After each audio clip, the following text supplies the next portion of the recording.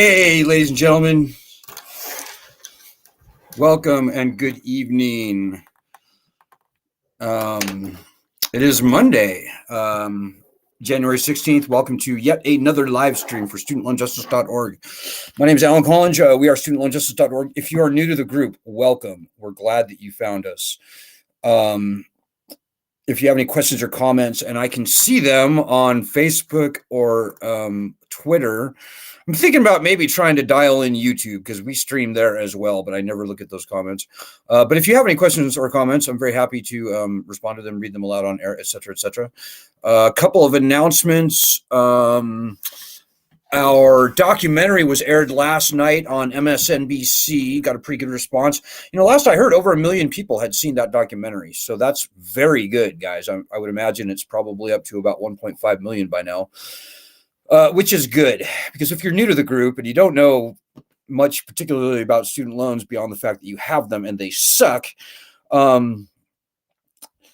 we've looked at this problem very hard, ladies and gentlemen, and it turns out that the absence of bankruptcy protections, which nobody wants to file for bankruptcy, nobody.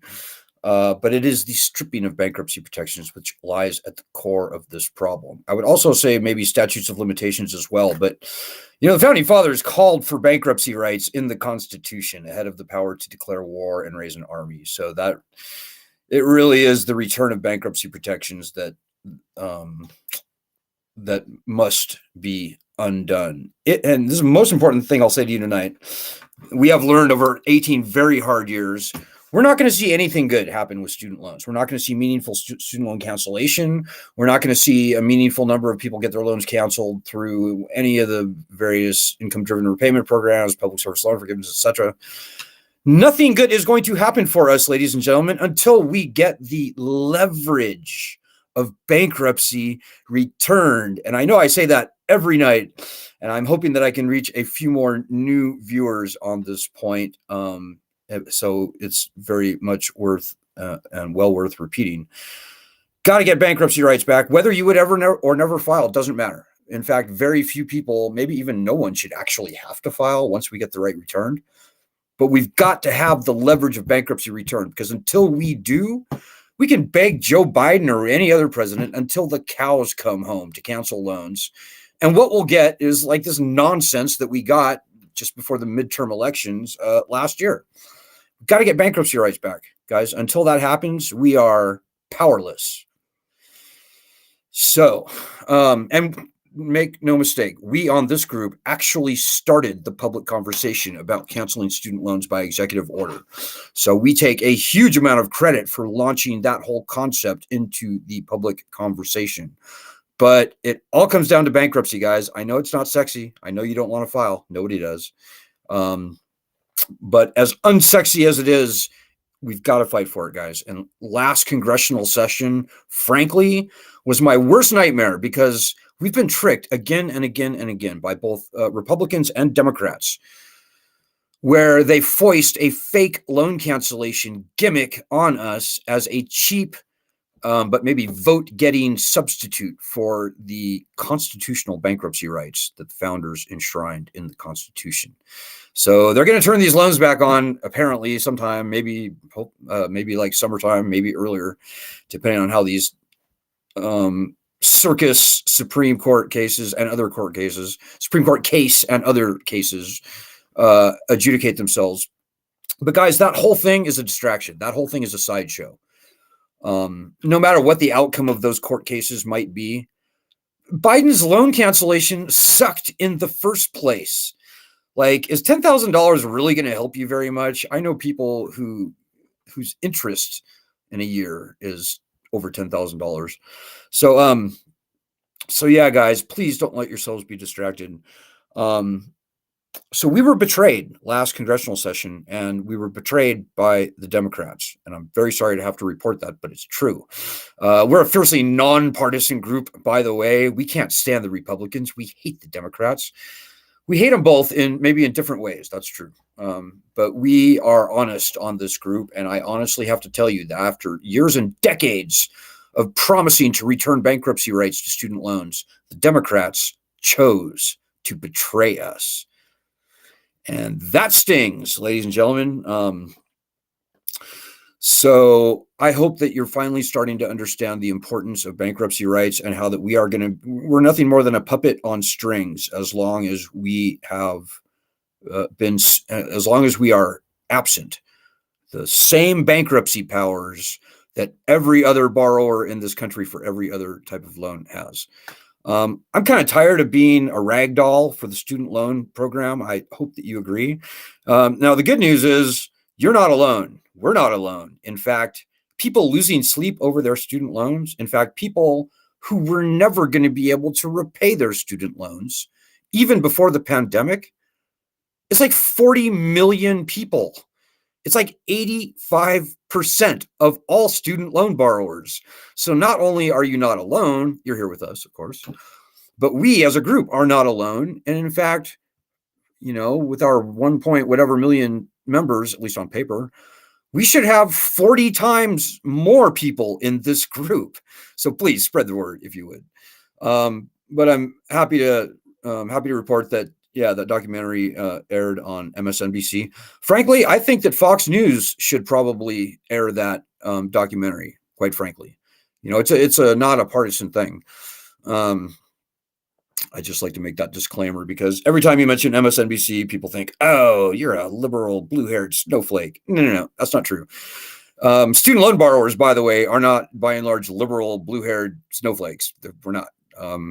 It's about a 50-50 split between Republicans and Democrats / independents. Slight majority of Democrats, I agree, but we're talking a small majority. Over half are either Republican or independent. And the red states, the entire South, for example, is being hurt far worse than other states.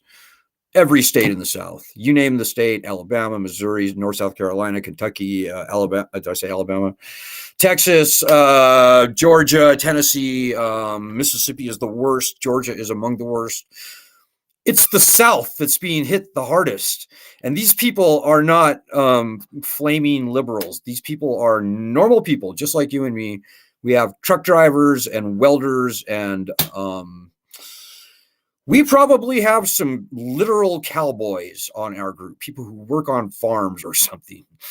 So anybody trying to make this a partisan issue, they're not fighting for us. They're fighting for some stupid political nonsense.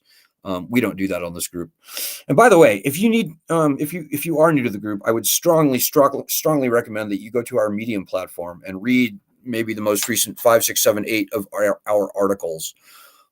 If you do, and I hope you do, you'll be very educated about this problem. You will be able to hold your own in any argument or debate with anybody who wants to wag their fingers at you, saying, "Why should my tax dollars pay for your student loans?" All that nonsense. Our opposition is 10 miles wide and not even a millimeter deep. They are very easily put down. So one other quick announcement. I got 2 more announcements. The first of which is I want to urge everybody to join your state chapter group. And I don't have the link here, but that's our website, studentloanjustice.org. Oh, also, please donate. That's the second announcement. And I'm sorry to have to ask, guys. In the past 4 days, I think we've gotten $35 in donations in. We can do what we do on extremely little funding, guys, but we kind of have to raise around, I think, $40 a day or something. We don't need a whole lot, guys, but we can't do it on nothing. So please just help with that if you would. I think $50 a day actually is closer to what our costs are. So please donate so I can shut up about it. Thank you. But if you go to our website, this is the first announcement. We're asking everyone to join your state chapter group. We are currently waiting for the dust to settle in Congress.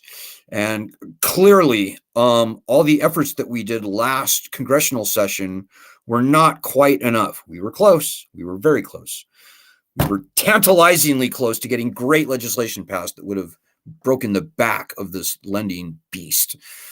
It would have returned standard bankruptcy rights to student loans. It's a pretty direct path between that and seeing actual meaningful student loan cancellation and other many, many, many other very good things. Founding fathers, for all their faults, they were not stupid. And I think they were onto something when they called for bankruptcy rights ahead of the power to declare war and ahead of the power to raise an army in the Constitution. But think about joining your state chapter.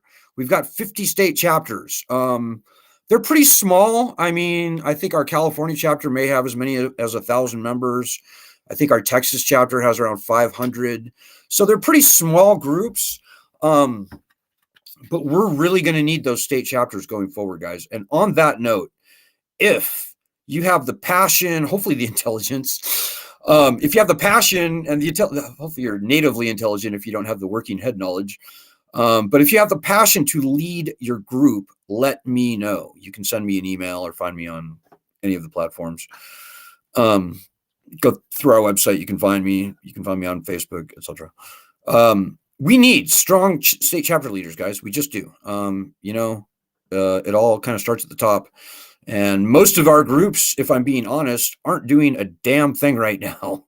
Like even last year during the heat of the battle, our state chapters really weren't doing much at all. And so we need good, effective leaders. And as corny as it may sound, the country actually needs you on this. We've never seen a lending catastrophe as large as the student loan monstrosity ever in the history of our country, ladies and gentlemen. This is not a small problem. This is a big, nationally threatening problem. Much depends on this group.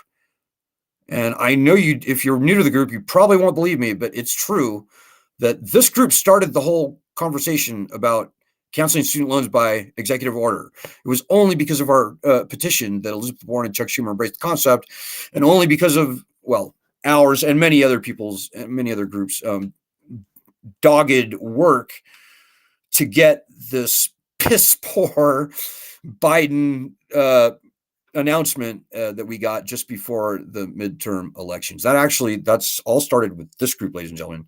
Now, we're not clinking the champagne glasses like some of those other groups are doing. The whole thing was stupid in the first place. The whole thing was just feckless from the get-go. But that all started here. And so too, the legislation that we damn near got passed would not have happened but for this group and the people on this group. So to everybody out there who fought the hard battle, and you know who you are, I can't start naming names, but like Jackie and Lisa, and let me just take a look on our Facebook group to see who I can see here tonight on the live stream. You know who you were, Gordon. Too many people to mention, but we salute you, and we are the veterans and we are the pioneers on this. So we have a lot to be proud of for all the achievements that we made last year. But guys, it wasn't enough. And to all the wallflowers out there who sat around watching us work, how did that turn out for you? Not too well, did it? You might want to think about not sitting on the sidelines next time around. You may want to think about getting your knuckles a little dirty and diving into this fight. The water is fine, and it feels good to fight this fight, and we need you. And you can't expect anybody else to pull your weight for you. This is a working, fighting group, and I'm proud of all the people who on this group who fought. The thousands, probably tens of thousands, maybe even hundreds of thousands, but I'd say tens of thousands is more like it, of people who actually were helping us fight. I salute and applaud all of you. To everybody else, you better rethink your whole thing, because you can't sit back and relax and eat popcorn and expect anyone else to pull your weight for you. And the fact that we were not able to get our bills passed last session is a very strong testament to that fact. So get off the fence and help us fight. If I knew another group that was actually fighting this fight in a even halfway effective way, like fighting the fight for the right things and in the right way, I would join that group and we would not be here. But unfortunately, folks, we're it. We are the group. So tell everyone you know. Don't know what more I can say to you on that. I see we have quite a few people here tonight. To everybody else, you better rethink your whole thing. I don't think I'm going to be able to get to all of your comments here tonight, guys. But Jackie, our brand new Texas state chapter leader and a tour de force on Twitter is with us tonight. Hey, Jackie. Hey, James, or AKA Rob Miller. How you doing, Rob? Gordon's with us tonight. What song? Oh, that was an old Bruce Springsteen song, Hungry Heart. But the point of that song was that sort of about wandering around aimlessly. Like, I took a wrong turn and I just kept going. Well, Congress steered us wrong last session. And now, ladies and gentlemen, our bills are expired and we're back in the wilderness wandering around. We're waiting for the dust to settle to see how the new Congress shapes up. But we can't look back. We were put on a wrong turn, but doesn't do us any good to look back. We can only look forward, right? So, pretty skinny segue there, I admit. It's rather dubious. So Rob Miller says, I've heard many people ask why we can't pursue a class action lawsuit. Surely the SLD industry lawyer up to defend this like Fort Knox. What do you know about any legal Teflon bullshit that was put into place to shut down a lawsuit? Don't know how else to ask about this. I dream about bypassing Congress and going to the Supreme Court, since the Constitution is, after all, the supreme law of the land. There's actually two questions in there, Rob, and I appreciate them both.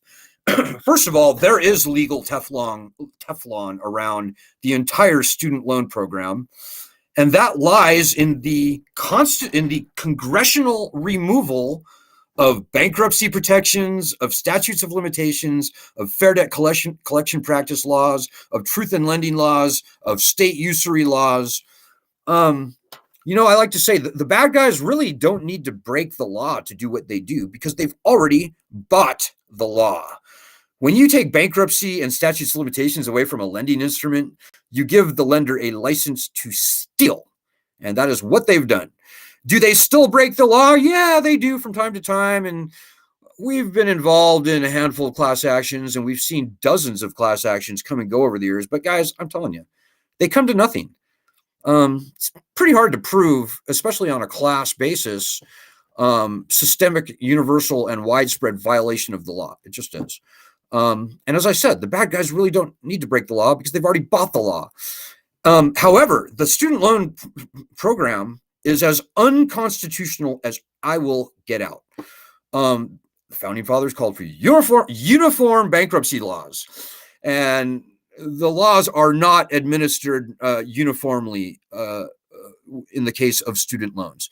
The founders also called for equal protection under the law. And student loan borrowers who are economically needy, financially needy, by definition, at least for federal student loans, they are not given the same protections under the U.S. bankruptcy laws. Founding fathers also outlawed indentured servitude. That may sound like a bit of a stretch, but, as the more and more we look at these income-driven repayment plans where people never get through them, so they're in for 20, 25, 30 plus years, and they never actually get the loan cancellation, that starts meeting the criteria for indentured servitude, guys. But those first two I mentioned are the big ones. No matter how you define uniform, the laws are not administered in a uniform fashion when it comes to student loans and bankruptcy. There's no good reason for student loan borrowers to be uniquely singled out and grouped with, criminals and, deadbeat dads of people who had, broken a law or something. There's no good reason. So a very strong and I think winnable constitutional argument can be made. Now, why we haven't seen any credible constitutional attorneys take on this fight, that's a great question, Rob. And I can tell you, I practically begged the president of the ACLU, what was her name? Something Sherman, practically begged her to take on a constitutional challenge to the bankruptcy laws, to equal protection along those lines, due process, and also Article 13. And she simply refused. She didn't give any cogent argument why. She just said, nope, we're not doing it. And I've had the very same conversation with multiple constitutional scholars and attorneys. I don't get it. So there's a bit of Teflon there that has to do with the inherent badness of jurisprudence in this country. I know a few people who have tried to take their own cases without an attorney, appealing their bankruptcy claims all the way up, and typically they get quashed for no standing, other reasons. But the written opinions just don't even answer the question. They don't get into the arguments that were made at all. So it's really sad to see. I keep hoping that someday a constitutional attorney with the CV and the courage to take on such a challenge would appear. But guys, after 18 years, I think it's pretty fair to say we cannot count on them. So my takeaway from all that is that, guys, Congress caused this problem. Congress can solve this problem. The easiest path for us, it's not a 10-year long lawsuit. The lending program is so catastrophically failed. The lending program won't even be around in 10 years, guys. It's just such a failure. The way to get this done is to convince the Congress to fix what they broke going back to the 1970s, quite frankly. So I hope that answers your question, Rob. And I've been kind of tempted to try and mount our own constitutional challenge, but guys, this should not be this hard. Hey, Joanna's with us. So Gordon Wayne Watts asks, question, what percentage of student loan borrowers can't ever repay? And he answers his own question. Experts now estimate that about 110% will never be able to repay. Yeah, that's kind of hard to imagine, Gordon. Well, here's what I know. 85% of all student loan borrowers were underwater on their loans before the pandemic. And that was told to me, and I actually was estimating that it was a bit less than that. But the former chief operating officer of the federal loan program, Wayne Johnson, told me personally that, oh, no. Right around January 2020, when I talked to him in this conversation, he said, oh, no, it's higher than that. It's closer to 80, 85%. Well, even more recently, Wayne Johnson has written, and I can post a link. In fact, it's bit.ly/SLJ85, the number 85% spelled out. So bit.ly/SLJ85%. And you can read Wayne Johnson's words for yourself. He's the Trump appointee, Republican. Trump appointee who looked at the numbers very carefully. He was in charge of the federal lending program, so I think he had pretty good access. So 85% were underwater. And when I say underwater, I mean either they were not paying at all, or they were paying, but their loan balances were going up. And the not paying part was around 59%. So close to 60%. That's getting on towards 2/3 of all federal student loan borrowers were not making payments on their loans even before the pandemic. And so another 25% were paying, but their loan balances were going up, not down, up. 85%. That's like 4.25 out of every 5 people. If you see a crowd of 100 student loan borrowers, 85 of them were never going to be able to repay their loans even before COVID. So that's probably gone up. So we're probably getting on towards, 90% now. So it's a good question. And guys, come on now. What are we even talking about here? Like, the default rate for 2004 students for student loans. What do you think it was? Like 25% or something crazy? No. The default rate for 2004 students, these are people that left school in 2004, it's 40%. 40%. Now, people who went to school and left school in 2004, they were only borrowing like less than a third on average of what is being borrowed today. So for more, for everybody walking around with student loans right now, including all the more recent borrowers, what do you think the default rate is going to be? I mean, nobody knows, but I think we can probably guess it's going to be way higher than 40%. Is it going to be 60%? Yeah. Is it going to be 70%? Yeah. Is it going to be 80%? Yeah, maybe. Yeah, that's probably pretty close. Even higher than that since COVID? I could see it going to 85%. Now, the default rate for subprime home mortgages, for example, just by way of comparison, was about 20%. 20%. 1 in 5 of those subprime home mortgages went into default.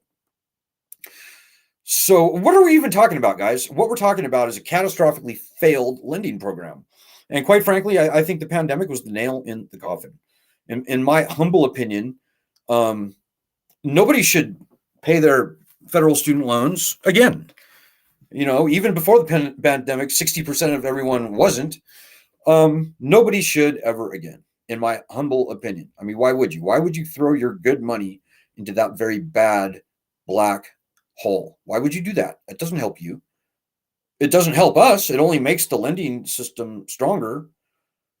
And to everybody out there who plans on resuming payments when they turn the loans back on, I can only say, if you do that, you will be in the very small minority of borrowers. My best guess is that maybe 15 or so percent of the borrowers will resume paying on their student loans. That's what I would, and that may go down depending on how things go. As I said, guys, we're in the Wild West here. The lending system is crumbling into a mist of illegitimacy as we speak. We don't know what's going to happen between now and 6 months from now, but I don't think it's going to make the lending system any inspire any more confidence in the eyes of the public. I think public confidence and trust, and really the public legitimacy of this lending system is, at this point, it's in the rearview mirror. It's done. It's gone. Joanna Kearns from Florida says, do you people understand that this issue could have been solved by now? Yes, it could have. If we would have gotten our bills passed last congressional session, we would be well on the way towards finally seeing this lending abomination ended, and fairness, actual justice happening across the country, like spring, like a new beginning, like a rising sun. Good point, Joanna. We need you to help. If you haven't been helping, you need to help. You need to turn over a new leaf. We need you. It feels good to fight this fight. It's cathartic. And did I say we need you? And you need us, and you need everyone. You need all the other wallflowers to help. And I think Joanne and Rob and everybody here tonight will tell you it feels good to fight this fight. Michael Cheney, the famous truck driver, as in the New York Times from Ohio. Michael, we salute you. You know what, guys? I don't think I'm going to be able to get to all your comments here tonight.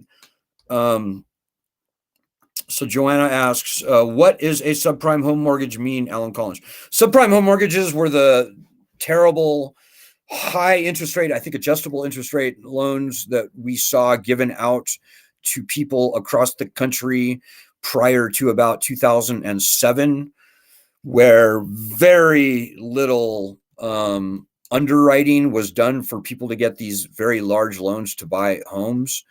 And then they all came crashing down, and the prices of homes dropped, and a ton of homes. It was the financial crisis in 2008. Subprime home mortgages caused that.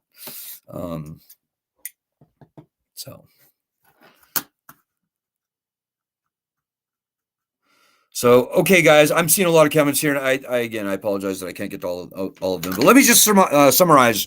Join your state chapter group. Go to our website right there, and you can join your state chapter group and help get it going. We need good, strong, passionate leaders on those groups. Your country needs you, and I'm not kidding you. This is a very noble, and I think a cause worthy of your efforts. The upside is huge. The nation needs you, as corny as that may sound, but it's true. So please join your state chapter group. Think about leading it. Also, please donate if you appreciate all the work that we've done, all that we're hopefully poised to get done this year. Just please donate. We would like to exist, guys. We would like to keep this group going and not fold and not vanish into nothingness. So please don't. I suck at asking for money, if you haven't noticed. So just please donate. Please donate. Okay, guys. I'll be back on Wednesday. I may be back tomorrow. See how things go. With our fearless co-leader Ed, who's taking a well-deserved respite in this new year. But we'll see what happens. Okay, guys, hang in there. Good luck and God bless everyone.